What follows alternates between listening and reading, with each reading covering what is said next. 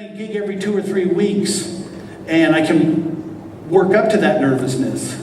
You know, when I know I'm singing in 3 weeks, and here comes a thought, and you go, don't need to deal with that right now. But I had to deal with it every single day. So every day I didn't sleep well, I didn't eat well, I'm just nervous the whole entire time. And I, just like you, this is my calling, God. This is what I want to do. And I'm having a problem with this. And I had a revelation. Now understand this. I'd opened the curtain, it was right before the show, and I had this revelation. Looked out, saw myself at the end of tour, 520 days later, weighing 6 pounds.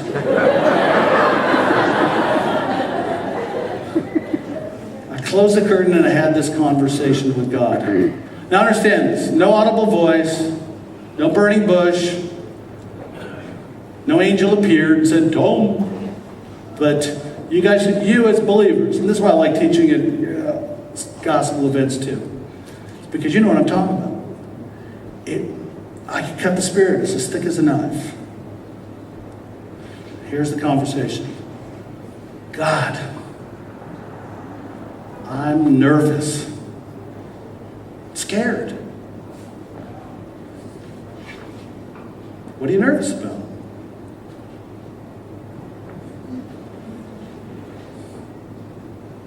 I want people to like me.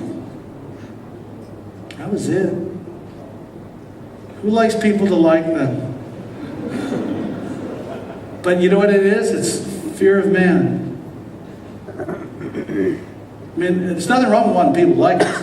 But what was keeping me from loving them was I was just afraid. I was afraid that someone, if I looked them in the eye and brought it, they go, oh. And I'm like, that's why when I see bands,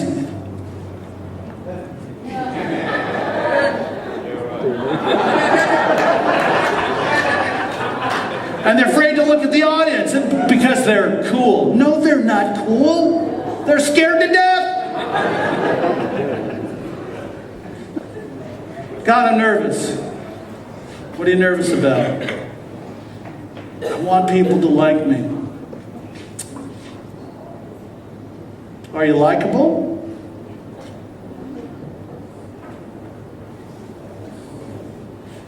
Yeah. Now, are you likable? Are you likable? The answer is yes. Once we get past goofy things, and they're all fleshly things, hair, size, color, accents, aren't generally, you guys have probably had gigs or you've day jobs or people at church that at first your flesh goes, but when you get to know them, they're likable.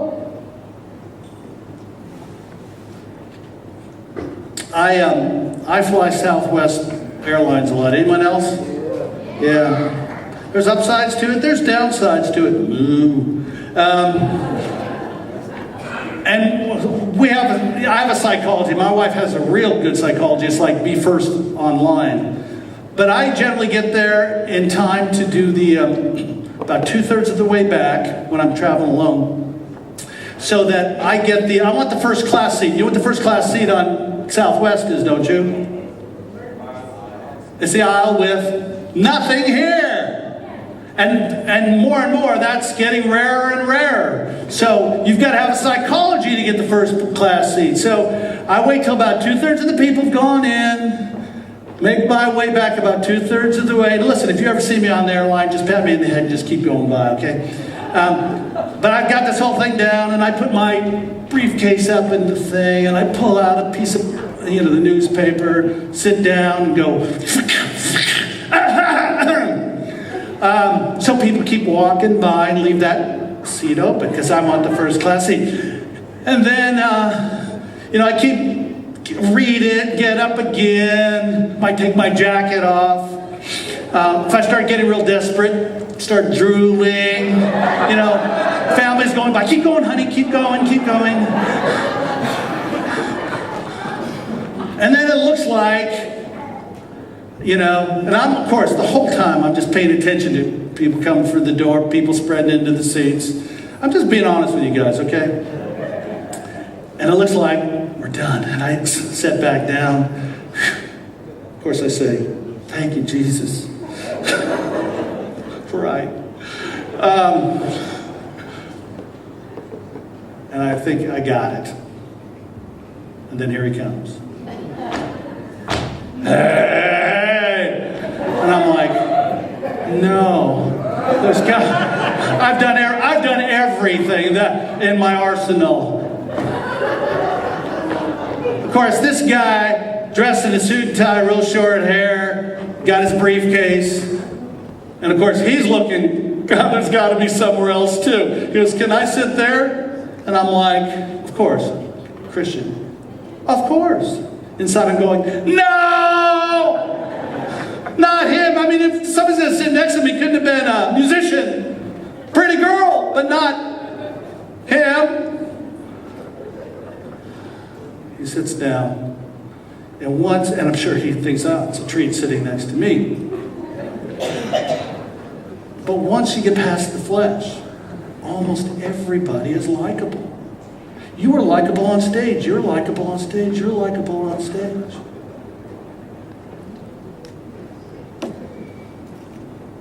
So are people going to like you? Yes. God, I'm nervous. What are you nervous about? I want people to like me. Are you likable? Oops. Is everybody going to like you? No. But here's the good news. This is great news. Write this on your notepad or write this on the person's head in front of you or wherever you want to do it.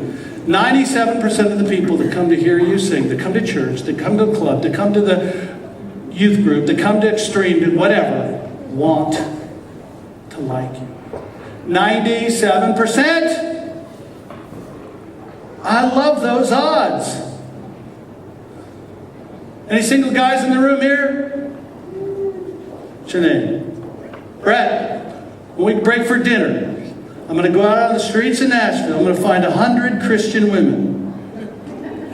I'm going to show them your picture, give them their CD, and when you come back here after dinner, 97 of those 100 are going to be going, Brett. They'll be digging on Brett, okay? If you knew that 97 of 100 were already ready for you, how would you walk in the room? Like this? Hi, everybody. Don't want to draw attention to myself. I mean, I'm walking and going, it's me. Where's the 3? Give me a cup of coffee.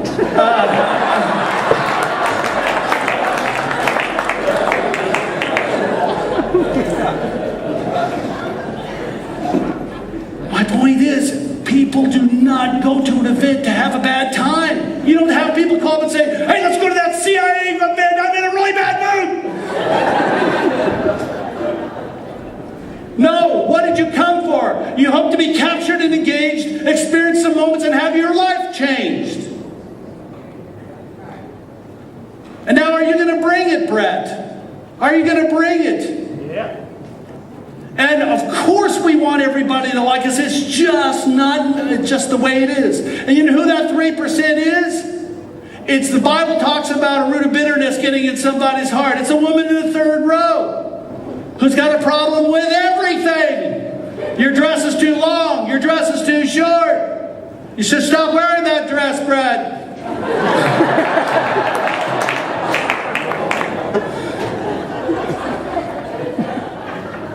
But my point is, it's her problem, not yours. That's 1.5%. You know who the other 1.5% are? Musicians. And if you're on stage and you're not very good, here's what they're doing. They're going, smugly. They're not that good. And then, if the person on stage is like awesome, here's what they're doing. They're not that good.